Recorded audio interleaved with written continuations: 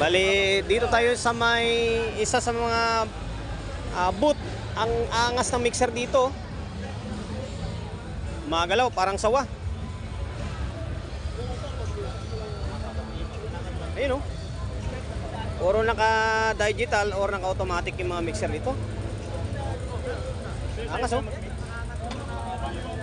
Akala mo mga sawa oh. Napadaan kami ni pare. Palabas na sana kami kaso nadaanan namin to. Ayan oh. Walang gumagalaw niyan ha. Brand nito is Studio Live 32. Studio Live. Angas. Oh. Ayun, pare. Kamis ba, pare? Akala mo mga sawa oh. Ayan. Kailan kaya tayo magkakaroon ng ganito? Dito lang yan sa may Music Manila. Yan, isa sa mga booth na nadaanan namin.